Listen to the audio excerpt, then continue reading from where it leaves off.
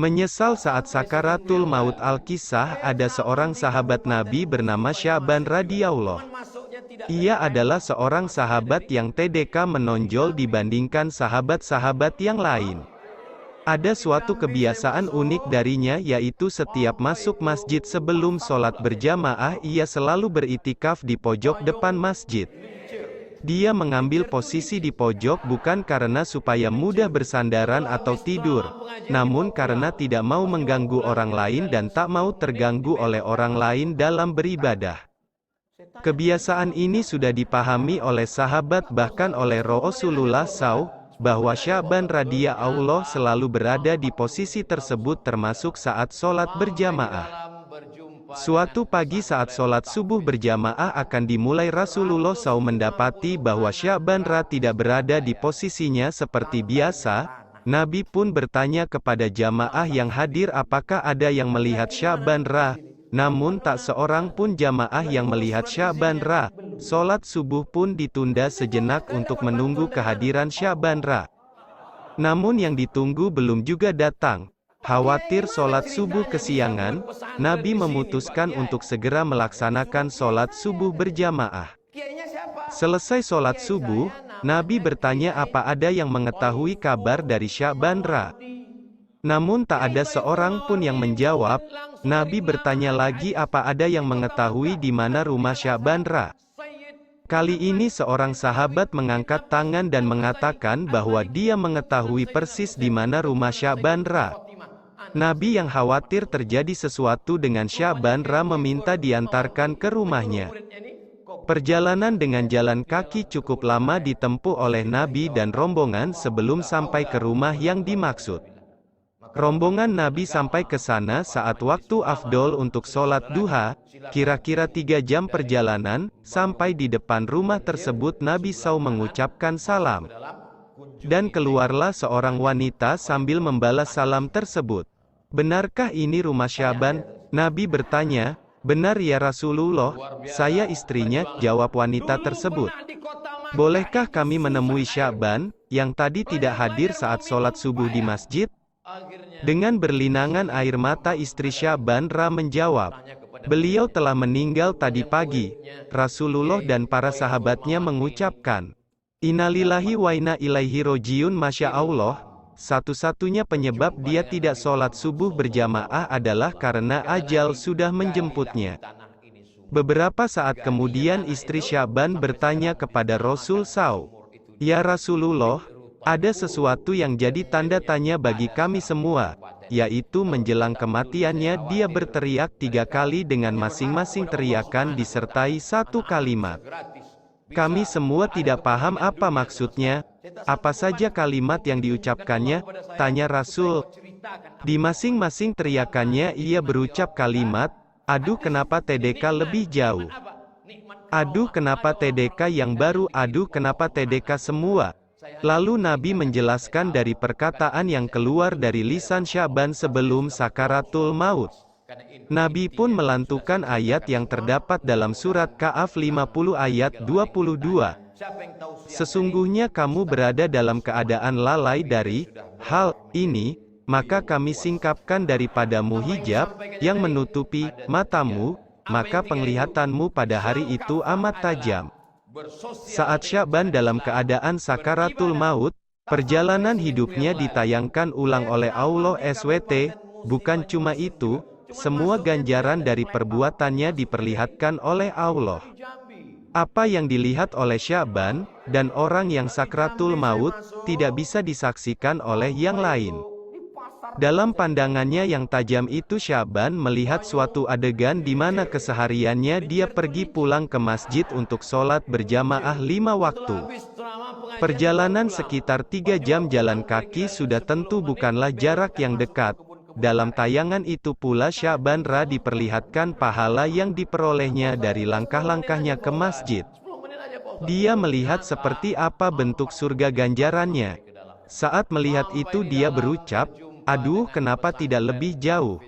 Timbul penyesalan dalam diri Sya'ban, mengapa rumahnya tidak lebih jauh lagi supaya pahala yang didapatkan lebih banyak dan sorga yang didapatkan lebih indah.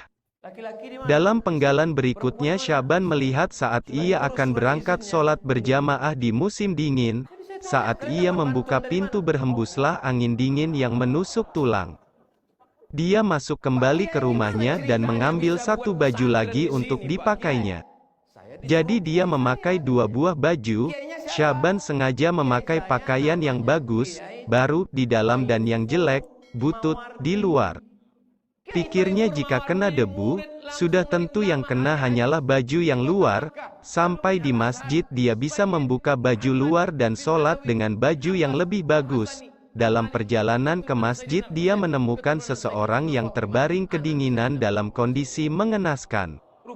Syaban pun iba, lalu segera membuka baju yang paling luar dan dipakaikan kepada orang tersebut dan memapahnya untuk bersama-sama ke masjid melakukan sholat berjamaah. Orang itu pun terselamatkan dari mati kedinginan dan bahkan sempat melakukan sholat berjamaah. Syaban pun kemudian melihat indahnya surga yang sebagai balasan memakaikan baju bututnya kepada orang tersebut. Kemudian dia berteriak lagi, "Aduh, kenapa tidak yang baru?" Timbul lagi penyesalan di benak Syaban, jika dengan baju butut saja bisa mengantarkannya mendapat pahala yang begitu besar, sudah tentu ia akan mendapat yang lebih besar lagi seandainya ia memakaikan baju yang baru. Berikutnya Syaban melihat lagi suatu adegan saat dia hendak sarapan dengan roti yang dimakan dengan cara mencelupkan dulu ke segelas susu. Ketika baru saja hendak memulai sarapan, muncullah pengemis di depan pintu yang meminta diberi sedikit roti keren. Sudah lebih 3 hari perutnya TDK diisi makanan. Melihat hal tersebut Syaban merasa iba. Ia kemudian membagi 2 roti sama besar, demikian pula segelas susu itu pun dibagi 2. Kemudian mereka makan bersama-sama roti itu yang sebelumnya dicelupkan susu dengan porsi yang sama. Allah kemudian memperlihatkan ganjaran dari perbuatan Syaban dengan surga yang indah. Demi melihat itu dia pun berteriak lagi, "Aduh, kenapa tidak semua?"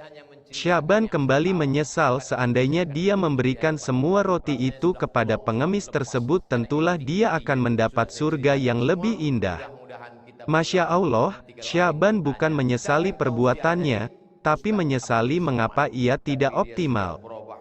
Sesungguhnya semua kita nanti pada saat sakaratul maut akan menyesal tentu dengan kadar yang berbeda. Bahkan ada yang meminta untuk ditunda matinya karena pada saat itu barulah terlihat dengan jelas konsekuensi dari semua perbuatannya di dunia.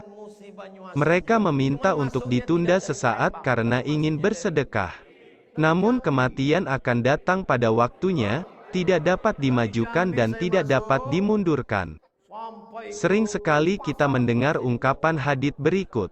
Sholat Isya berjamaah pahalanya sama dengan sholat separuh malam. Sholat subuh berjamaah pahalanya sama dengan sholat sepanjang malam. 2 rakaat sebelum subuh lebih baik daripada dunia dan isinya. Namun lihatlah, masjid tetap saja lengang. Seolah kita tidak percaya kepada janji Allah. Mengapa demikian? Karena apa yang dijanjikan Allah SWT itu tidak terlihat oleh mata kita pada situasi normal.